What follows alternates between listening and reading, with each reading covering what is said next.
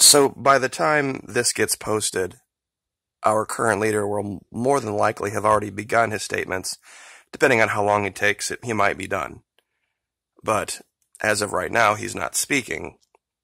And I chose this picture because I don't expect anything substantive to come out of the Oval Office, other than more hypocrisy. And I say that because I would like to tell you guys a story today that I think a lot of you might not have heard. You see, there's this Venezuelan officer that decided to defect. And he requested 7 days leave, crossed the border into Colombia, got on a plane, and went to Orlando. But he was stopped in Texas, where he was questioned as to what his intents were. And now he's being held in detention. Now, the reason I say hypocrisy is imagine this the other way around. Imagine there was a government that had called for the overthrow of the United States and was really anti-U.S., and one of our soldiers did this. I am sure the U.S. would want him back.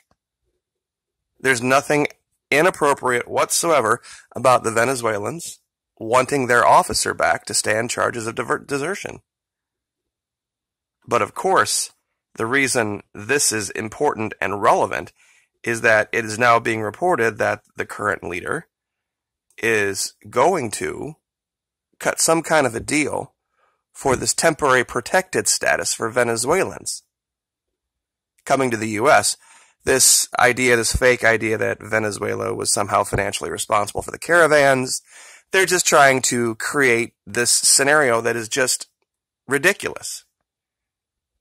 They're going to more than likely allow this officer to stay based on that, even though it's entirely inappropriate, because they're going to say, well, things are so corrupt in Venezuela. Well, gosh, I'm sure glad we don't have corruption anywhere else, like Brazil or Colombia.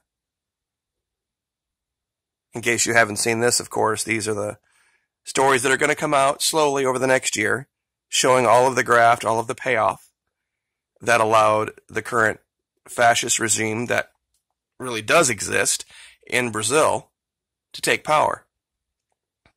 All done through family. Now, I thought in today's video, because I'm still kind of getting over the voice thing, some of you have asked why I only go 10 or 12 minutes. Well, it's an attention span thing. I don't want to take up a whole lot of your time at any one point in time in your day. But I have been asked a couple of times to go over some things in more detail. And I think, honestly, the best way to do that is here. Now, never been a giant fan of Democracy Now!, but here they speak with Jorge Ariaza. He is the foreign minister of Venezuela, and he speaks pretty good English.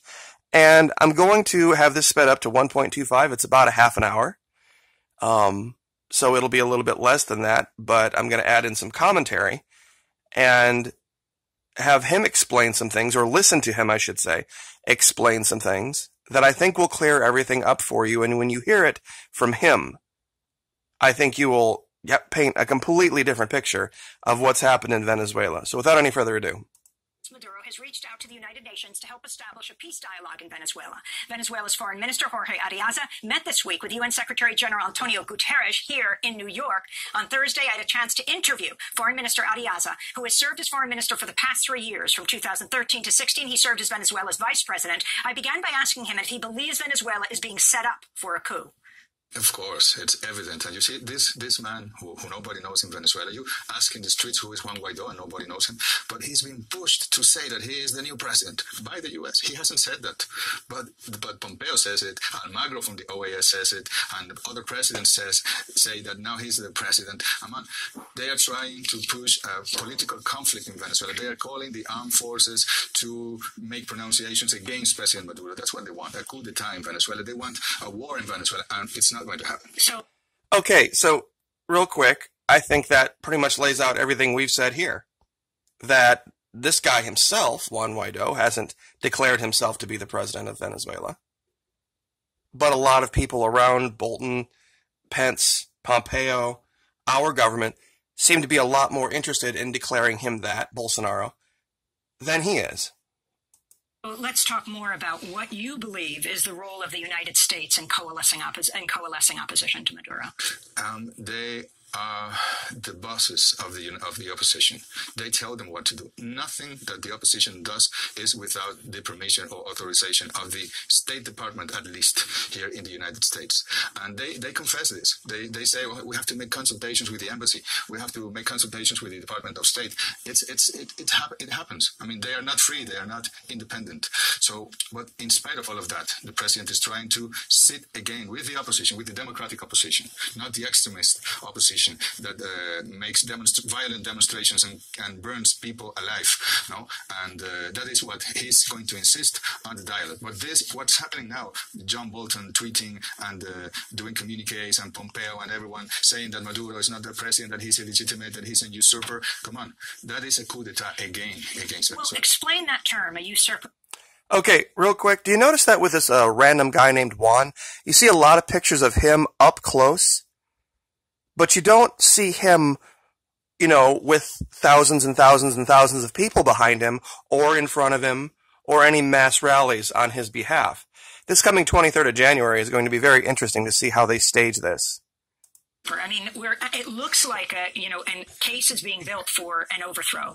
And when Guaido, the opposition, the head of the National Assembly, announces that Maduro is a usurper. I mean, they are manipulating the Venezuelan constitution. They say that the elections where almost 10 million Venezuelans voted and more than 6 million voted for Maduro, that this didn't happen. No. The opposition boycotted. Yes, they boycotted it. Not only the opposition. 10 million out of a country of 30 million people, 6 million voted for. That would come to about 20%. That's roughly the numbers here that vote in our elections. Washington and Bogota and Lima and Santiago, these governments, neoliberal governments in Latin America. So they said when the elections were conveyed, 3 months before the elections, they said they're going to be a fraud and they wouldn't recognize the results. And then they pressed the potential candidates of the opposition not to register. And when some of them registered, they pressed them to retire, to withdraw, and they didn't. And now they say that because the elections were a fraud, then there's no president of Venezuela. So the president of the National Assembly has to be the new president. And all these governments and the U.S. government are encouraging this thesis. So it's very dangerous. I want to continue on what the U.S. is doing. In November, National Security Advisor John Bolton claimed Venezuela was part of a troika of tyranny. The troika of tyranny in this hemisphere, Cuba, Venezuela, and Nicaragua, has finally met its match. In Venezuela, the United States is acting against the dictator Maduro, who uses the same oppressive tactics that have been employed in Cuba for decades. He has installed an illegitimate constituent assembly, debased the currency for political gain, and forced his people to sign up for a corrupt food distribution service or face certain starvation. In December, Venezuelan President Nicolás Maduro accused U.S. National Security Advisor John Bolton of leading a plan to invade Venezuela. Today I come out once again to denounce the plot set forth by the U.S. to destroy Venezuela's democracy, to assassinate me, and to impose a dictatorship in Venezuela. Mr. John Bolton has been assigned, once again, as the chief of a plot to fill Venezuela with violence and to seek a foreign military intervention, a coup, assassinate President Maduro, and impose what they call a transitory government. Foreign Minister, can you elaborate on this, and also this term troika of tyranny, very much reminiscent of George W. Bush's axis of evil? And it reminiscence of the language used in the Cold War, Nixon, McCarthy, all that dark history, and it has no sense. We're in the 21st century. You have to respect the sovereign nations. We have the right to build our own model, democratic model, and yes, the United States government, especially the obsession of John Bolton against President Maduro, they are behind everything that is happening in Venezuela. Yes, they almost assassinated President Maduro August the 4th with drones. And well, let's talk about this. This was the first drone attack, attempted assassination on a head of state in history. Yes. August 4th, it was a Saturday. It was in front of the Palace of Justice. Yes. Maduro was giving a speech. And explain exactly what happened. What happened is that suddenly a drone appeared. Okay, I wanted to stop there because they showed this great piece of footage where you could hear the explosion and you could see the reaction. I'm going to back this up just a little bit and play it again forward.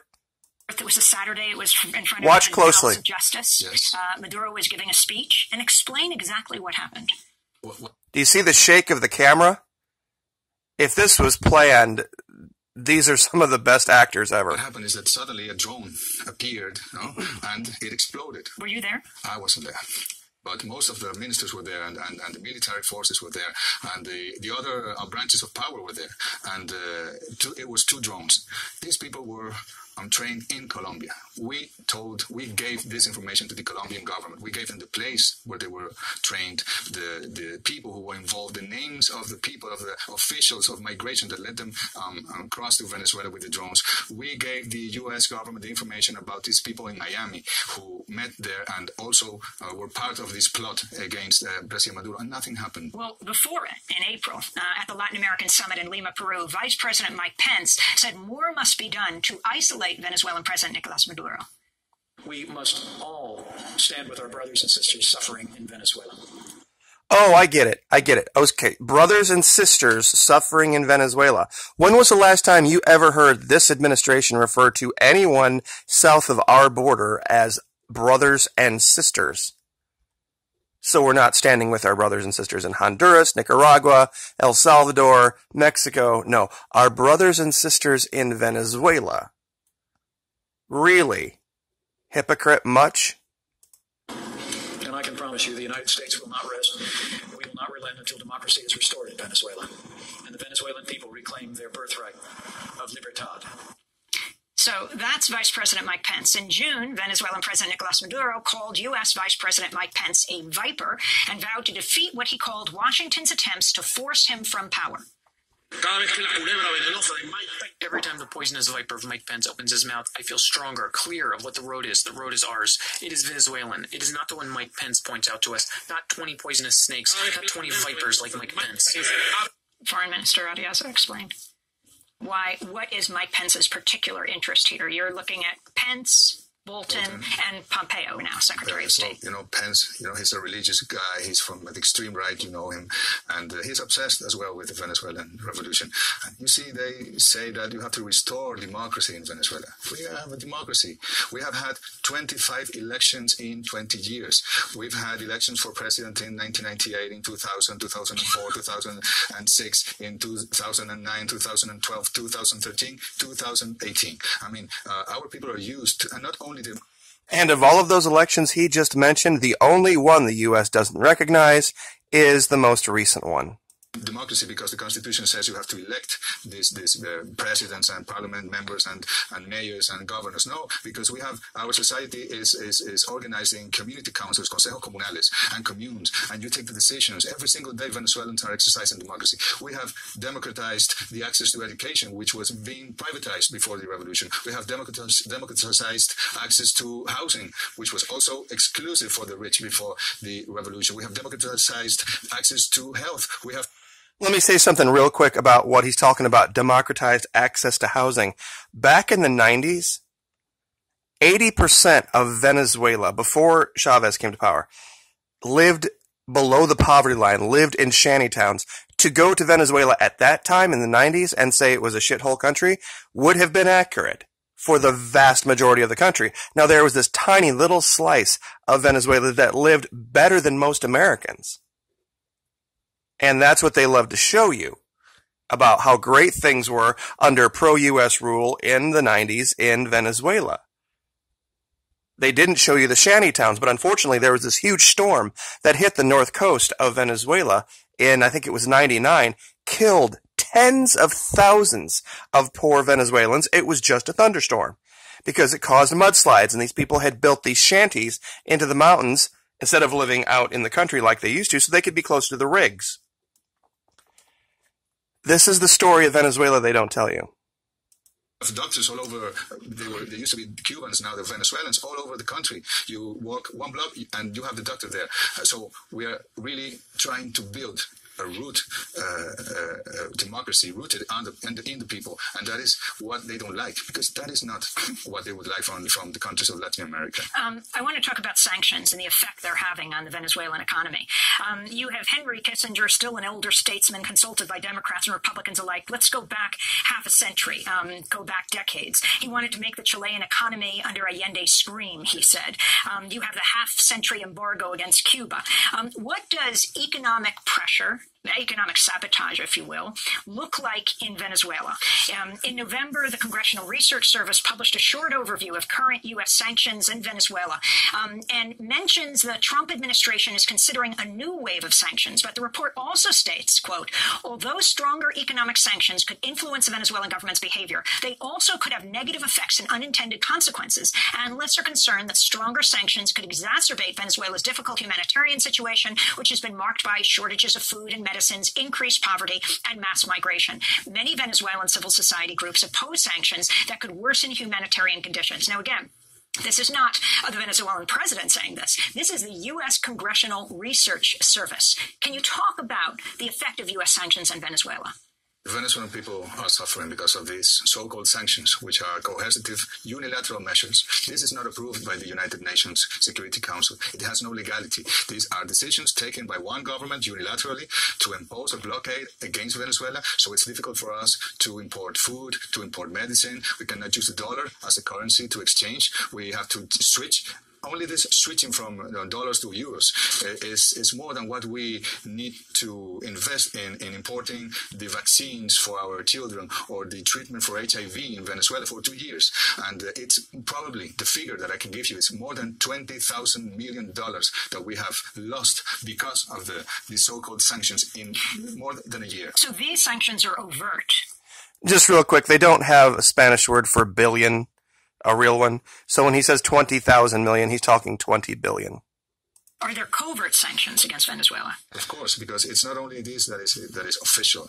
It's pressing the companies not to work with Venezuela. It's threatening to seize a company that we have here in the United States, Citgo. We cannot repatriate the profit from our company in the United States to invest it in food and medicine in Venezuela. And for people to know, Citgo, which is Venezuelan state oil company, yes. Has been used for many years in the United States to support poor people in their programs to have oil in the winter. And we intend to keep on using it for this in the United States, but most of the profit annually should be sent to Venezuela, and we cannot do it. It has to be here in the banks in the United States, blocked. We have more than $1,600 million or euros blocked in Europe in this company, intermediaries called Euroclear. Why? Because of the sanctions. 1.6 billion. How much food do you think could be bought with $1.6 billion for a country of 30 million people? Simply because of the sanctions. And that doesn't include the gold that's not being repatriated from England. That doesn't include all of the assets in bank accounts that were seized here in the United States, not just in Europe.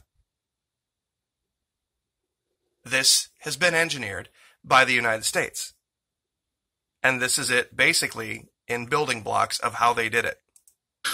You mentioned Russia. On Wednesday, Russian Foreign Minister Sergei Lavrov expressed concerns over U.S. meddling in Venezuela. We've heard talk that allows for military involvement in Venezuela.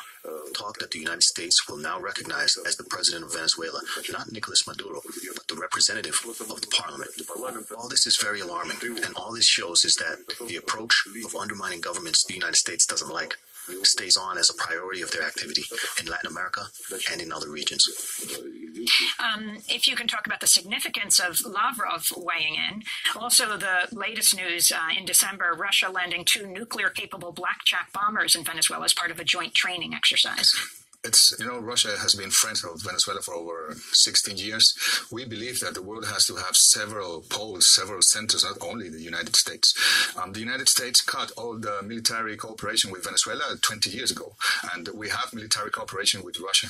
And these planes, aircrafts that came this year, they came in 2013 as well, and nothing happened. But this year it was taken like it was this. We were trying to bomb the U.S. and come on, that's nonsense. We have the right to have cooperation with Russia, with China, with whatever country in the world. And what Lavrov said there is exactly what the United States is doing. And he knows that they are trying to manipulate the people, the media, the constitution of Venezuela, even to impose a man who's not being elected president. We continue with my interview with the Venezuelan Foreign Minister, Jorge Ariaza.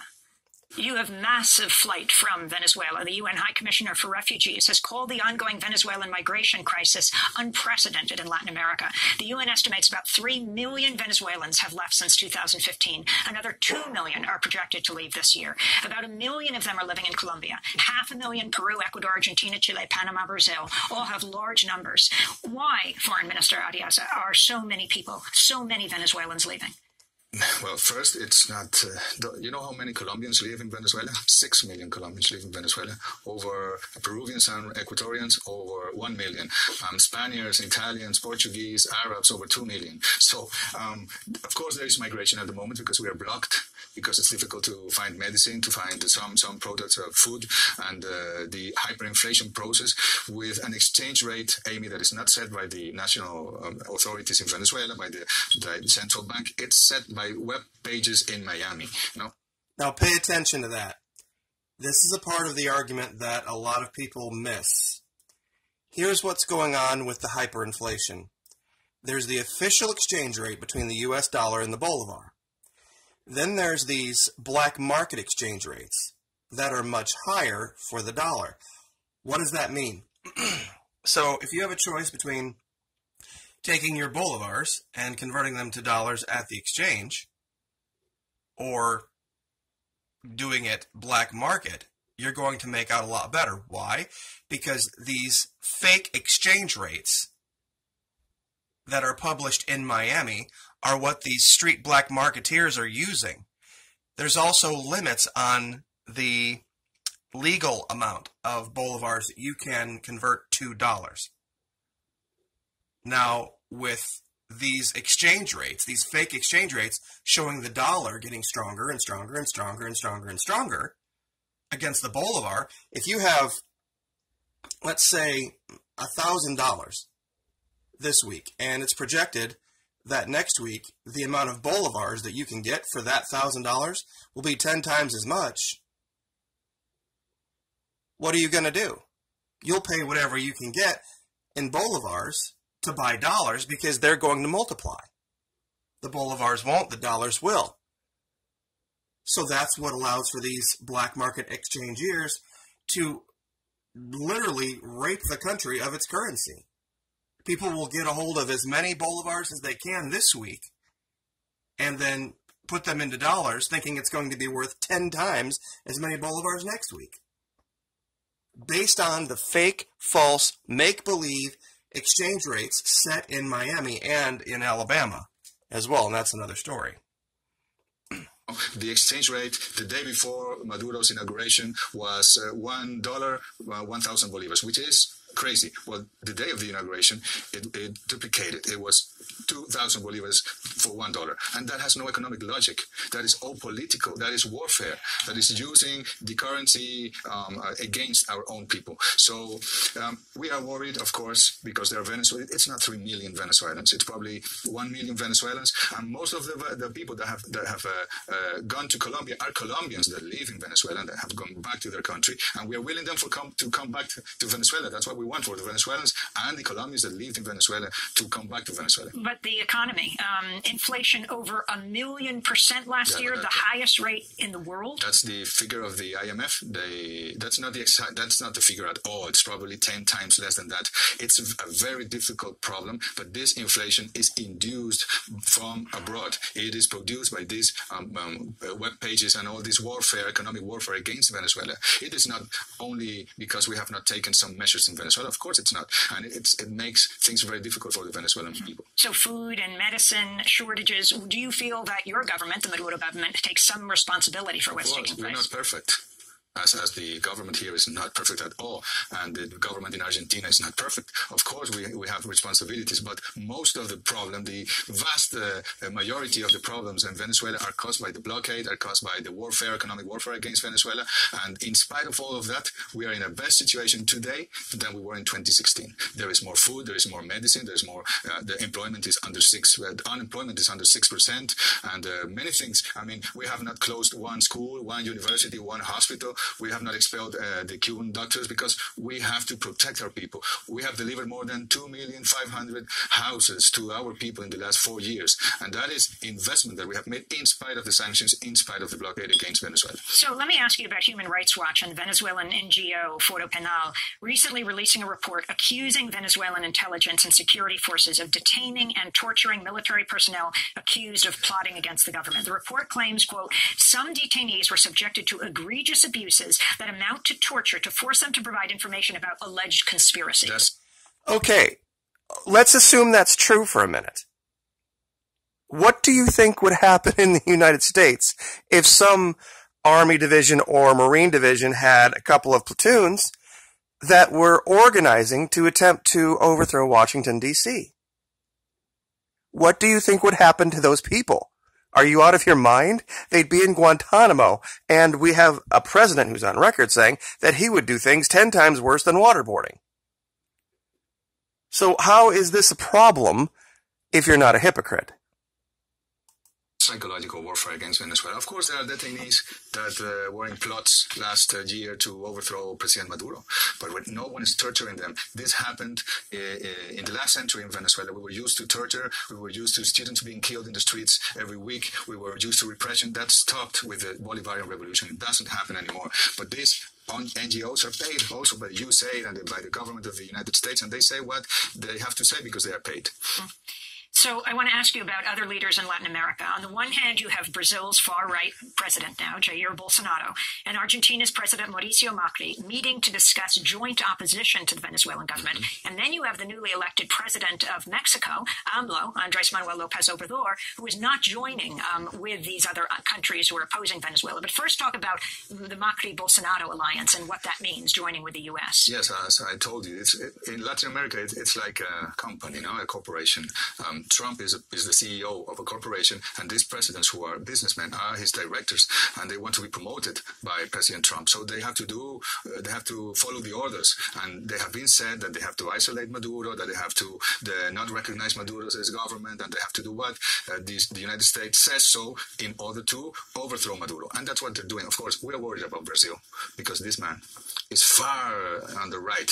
It's fascism again. It's what we felt that what we believed to have disappeared from the Latin America in history. It's happening again. This man hates women. This man hates the black population. This man hates the homosexual community. This man hates Venezuelans. He's a racist. We are worried about Brazil. He hates the poor, and loves the former Brazilian military dictatorship. Yes, he loves the dictatorship. And what does it mean to you that AMLO, the president of Mexico, Andrés Manuel López Obrador, the stance he has taken in support of Venezuela? I believe that the president of Mexico is right. We have to respect each other. We have to respect the principles of international law. I mean, if you join the United Nations, it's because you respect the internal affairs of the other states. It's because you respect the equality of states. It's because you don't have the right to interfere in other nations. That's not what the United States does. They have done wars in Iraq. President Trump said that we regretted that the United States invaded Iraq because now the situation is worse than it was with Saddam Hussein, and the same in Libya. And yet you see the same thing happening. Now, real quick, do you agree or disagree with that? What that man just said for 2 minutes is eminently logical. Does this sound like the foreign minister of some repressive dictatorial regime? Everything the man just said, I would take issue with anybody disagreeing with any of it. Of course, a very serious similarity. You have George W. Bush coining the term, or his people writing the term, and him saying it in 2002, axis of evil, which set up the foundation for the invasion of Iraq. And then you have the U.S. talking about the troika of tyranny, and the similarities between Iraq and Venezuela are 3 letters, oil. And interestingly, many years ago, the original name of the invasion of Iraq was going to be Operation Iraqi Liberation. But they realized the acronym was oil, and they had to change it. That was the United States. But what about this similarity? This resource focusing on countries that are, the world's most important oil providers. I'm sure that if in Venezuela we only had bananas, none of this intervention would be happening. But we have oil, we have gas, we have gold, we have silver, we have bauxite, we have iron, we have water. I mean, Venezuela is a very rich, wealthy nation, and that is why they want to rule the country again, as they did until 1998. They want to have control of the Venezuelan resources, and that is why they are so obsessed to overthrow Maduro, because they want to have these resources for the development of capitalism here in the United States. What do you think this coup will look like if it takes place? Well, first of all, it cannot take place. We have to defend our constitution, and we have to defend the peace of the Venezuelan people. And the military forces in Venezuela are aligned with the constitution. They support the constitution, and as a consequence of that, they support the legitimate president, who is Nicolas Maduro, no doubt about it. So it won't happen. But what they would like to happen is that some militaries say that Maduro is not the president anymore, and then that they will appoint this young fellow Guaido as president with no constitutional support, and then they will have control of PDVSA, of the oil of Venezuela. You said it, the oil. They will have control of the companies on Venezuela, of the resources, the gold and everything, and they believe that is possible. That's not possible. Not in Venezuela. Maybe in some other country, but not in Venezuela. I'm looking at a tweet that just came over from Florida Senator Marco Rubio. He says, "We must support those members of military in Venezuela who have announced they will defend the Constitution and recognize Guaido as legitimate interim president." That's the president of the National Assembly. You know that those are supposed to be military people. They live in Peru. They don't live in Venezuela. You're talking about the picture he tweeted out. That's a video of military men. That's a video that last night came, and it's supposed to be Venezuelan militaries who live in Peru. I mean, that's part of the show. They are probably paid, maybe by the Peruvian government. I don't know. They are in the Peruvian TV, but that's not happening in Venezuela. That's what Marco Rubio wants, that this were to happen in Venezuela, that the military were to announce that they don't recognize President Maduro. That's not going to happen. And if it were to happen, a small group, we are ready for any scenario. But they want a coup d'etat in Venezuela. That's a good proof of what Bolton, Pence, and Trump and Marco Rubio want for Venezuela. Well, let me ask you about the issue of press freedom in Venezuela. In December, the 75-year-old newspaper El Nacional published its last issue. It was the largest remaining opposition newspaper publishing in Venezuela. The Committee to Protect Journalists reported the closure was due to restrictions that the government imposed on access to newsprint. According to CPJ, over 20 Venezuelan publications have been forced out of print due to government restrictions on newsprint. Natalie Southwick of CPJ said, quote, "The disappearance of El Nacional's print edition is the latest casualty of the Venezuelan government's ever-expanding campaign to silence critical reporting and limit the voices of independent media in the country." You know, before all this economical trouble and problems we used to subsidize the imports of paper for the newspapers. And now it's the private newspapers that have to import their own newspaper, and it's more expensive. So that's what happened to El Nacional. But El Nacional, you can check the social networks, you can check Twitter, you can put in Google, you can Google "kill Maduro," "matar Maduro," "maldito Maduro," and it's all over all the media in Venezuela. Amen. This is hilarious. There's this story out here that apparently they want you to believe that there is repression of media in Venezuela, when literally every American can go right to their computer and read nothing but negative story and negative story and negative story. You can go to YouTube and you can watch VPI TV, NTN 24, that does nothing but protests against the government in real time, live. And it's ironic that all of those years that the Venezuelan government was subsidizing the import of newsprint, these papers had the audacity to complain about government involvement when they were directly benefiting from it. Radio stations, newspapers, TV, broadcasting channels of the opposition, probably 70% of the media in Venezuela, which is private, is against the government and encouraging all these situations to happen because they are owned by the wealthy families, the traditional wealthy families of Venezuela. But, I mean, does that sound familiar? Wealthy families controlling the media. Where have I heard that before? That's part of the show, saying that in Venezuela there's no free press and freedom of speech. But what about the shutting down of this almost 24 papers? That's not true. El Nacional is not. They bankrupt. They don't have enough money. They don't sell enough newspaper in order to have money to import their own paper. Which has been happening in the United States for years because of the internet. And nobody is alleging it's because of the U.S. government. For a non-Venezuelan audience, how would you define the Bolivarian revolution? I mean, you are the foreign minister under Maduro. You're also the son-in-law of Hugo Chavez. Talk about that history. The history of the Bolivarian Revolution is a process of independence, of giving back to people their rights, of guaranteeing that the people have access to health, to education, to housing, to culture, to their national identity, to their sovereignty. That is the Venezuelan revolution. Democratizing our society, really democratizing the human rights in Venezuela. That is what we're trying to do, using the wealth of the oil and the other natural resources to invest it in the people, for the people, as Abraham Lincoln said. That's our mean, that's our goal. That's what's happening. But because those resources are not for the U.S., are not for other interests in the world, they are trying to overthrow President Chavez and then President Maduro, and they will continue. President Maduro would like to have a conversation with President Trump, and it would probably solve some issues, because I am sure that when if they were to talk and see each other to the eyes, they would see that they can coexist and they can fulfill some agreements between them. But there's no way. I haven't been able to have a meeting with not with Pompeo, who is like a Minister of Foreign Affairs, with no one in the State Department. They don't want to have dialogue with the Venezuelan authorities. What's that? That's not civilized. Final question. This is about the International Criminal Court. In September, Argentina, Canada, Chile, Colombia, Paraguay, Peru called on the ICC to investigate Venezuela.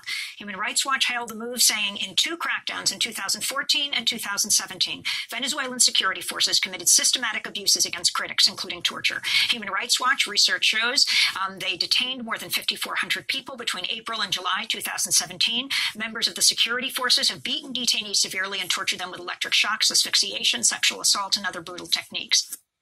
Yeah, I wonder what the statistics were in the United States for that time for the FBI, BATF, and regional authorities that have been a little bit heavy-handed in their techniques for detaining Americans they don't agree with. That's part also of the show. Now, you can compare the human rights record of Venezuela with Argentina or Brazil or any of these countries that are manipulating the international institutions and using them to attack Venezuela. We are waiting for Michelle Bachelet, who is the High Commissioner of Human Rights of the United Nations, to visit Venezuela. Michelle Bachelet, the former president of Chile, as torture survivor herself. Yes, she is. And she's been invited by President Maduro, and we're waiting for her to come to Venezuela and to see the situation by herself. Of course, this is part of the warfare against Venezuela, but as I told you, this is going to be part of the past, Amy. These governments, right-wing governments in Latin America, are going to be over. Some of them this year, some of them next year, and Venezuela is going to be there. At least the How do you revolution. explain this right-wing wave throughout Latin America? Of course, excluding Mexico. Yes, Mexico, Bolivia, Nicaragua, the Caribbean nations, they have popular governments as well. But Uruguay, of course, has a progressive government as well. But it's part of the cycles. It's part of the cycles. But I must say that the United States was focused on the Middle East after 9/11, and they invested all these funds and money, and suddenly the progressive governments became majority in Latin America. And when they turned their head, they say, hey, what's happening here? We have to do something. We have to do a coup d'etat in Honduras because this Zelaya is trying to do a progressive government. We have to fund the candidates of the right. We have to. So they have had success until now. But the peoples of Latin America are seeing, are witnessing this, and they will change the conditions. They will change because the peoples have the right to be in power in Latin America. Jorge Arias. All right. Well, we'll leave that there. The idea being that when you listen to that man speak, pretty much everything he says, I can guarantee you, at least my audience, and from what I've seen, would generally agree with his assertions regarding the United States, its history, what it's capable of, and what causes these types of financial problems and hiccups. And I'll say it again, nobody heard about starving Venezuela before 2014 or 2015. There'd been 16 years of socialism in that country. It was the wealthiest country in all of Latin America. Founding member of OPEC, number 5 in the world at one time in total oil. Our ally. And you can go back and look through the history of Venezuela. They have always had nationalized, state-run oil policy of one type or another. And when you look at the parties that were running for president, and I'll leave with this, they were almost universally to the left. They were either a little bit to the left or they were a lot to the left. So when you see these stories coming out in the next, few weeks anyway, just remember, it's all made up garbage and crap coming out of Miami. And this hypocrisy proves it.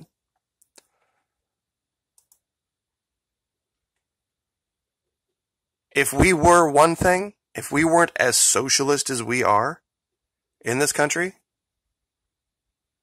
I would maybe say that possibly there's an argument if something else is proven to be causing suffering. But there is nothing that will be going on in Venezuela that isn't alleged to go on here. Nothing. So when you see the bullets start flying and the bombs start dropping, just remember, this was all coordinated and started and instigated by the United States, not Venezuela. Leave it there. Like, share, subscribe.